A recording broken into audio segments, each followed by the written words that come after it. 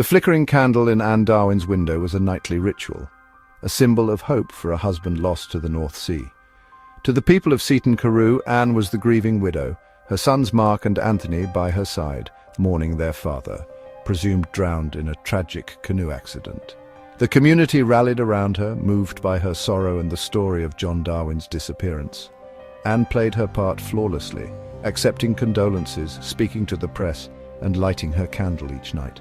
The search for John had ended with the discovery of his smashed red canoe, confirming everyone's worst fears. But behind closed doors, Anne's grief was an act. The truth was far stranger. John Darwin was not lost at sea. He was alive, hiding just a few feet away, listening to the world mourn him. The candle in the window was not a beacon of hope. It was a signal that the deception was working. Anne waited not for her husband's return, but for the world to forget. The community's sympathy was her shield, their trust her greatest weapon. The real story was only beginning to unfold. The woman at the window was not a widow at all. She was a conspirator, waiting for the perfect moment to vanish. And John Darwin, the man everyone thought was dead, was about to become the ghost in his own story. John and Anne Darwin were drowning in debt, their property investments collapsing around them. Desperate, John devised a plan, fake his own death, let Anne claim the insurance and escape their financial ruin. The canoe accident was staged, John disappeared, Anne played the grieving widow, and the world believed the lie. John hid in their own home, transforming himself into an unrecognizable recluse. Anne navigated the bureaucracy of death, collecting over £250,000 in payouts. Their sons mourned, unaware their father was alive next door. The Darwins dreamed of a new life abroad, their deception funding a fresh start. For years they lived this double life, John a phantom, Anne the public face of loss. The plan was working, they had fooled everyone, but every lie has a cost, and theirs was growing by the day. The stage was set for their next move. For 5 years, John Darwin lived as a ghost in his own home, hiding in a secret bedsit connected to the house. When visitors arrived, he vanished behind a wardrobe, listening as Anne accepted sympathy for his death. Anne juggled her public grief with the private reality of caring for her hidden husband. Their sons visited, grieving, never suspecting the truth. John occasionally ventured out in disguise, haunting his old haunts as a stranger. The emotional toll on Anne was immense, her son's pain a daily reminder of the lie. John spent his days online, plotting their escape to Panama, forging a new identity as John Jones. The house became a prison, their lives a performance. The deception was their new normal, but the pressure was mounting. They were ready to disappear for good, leaving behind the world they had deceived. But secrets this big never stay buried. The final act of their scheme was about to begin, and the world was about to learn the truth. With their debts paid, the Darwins set their sights on Panama, a fresh start under new identities.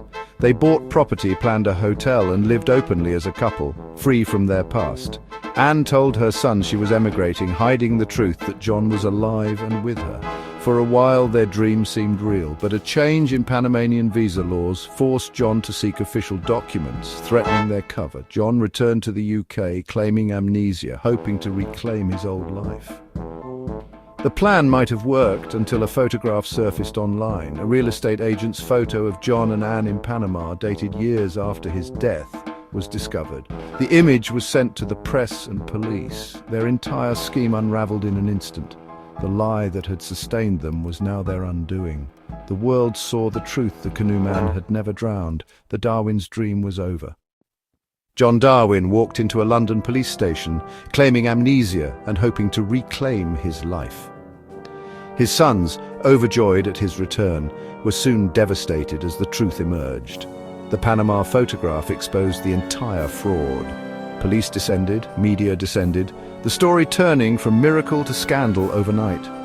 Anne, still in Panama, feigned shock but soon confessed and returned to the UK, where she was arrested. John dropped the Amnesia Act. The game was up. The Darwins' arrest shocked the nation, but the deepest wounds were felt by their sons. Mark and Anthony, used as pawns in their parents' scheme, publicly disowned them. The family was shattered, trust destroyed. The cost of the deception was far greater than money. The Darwins had gained nothing but infamy. Their story became a cautionary tale of greed and betrayal. The truth had finally come home. The Darwin's trial was a media sensation. John pleaded guilty, Anne claimed coercion, but the jury found both guilty of fraud. They were sentenced to over 6 years in prison each. Their sons, devastated, remained estranged for years.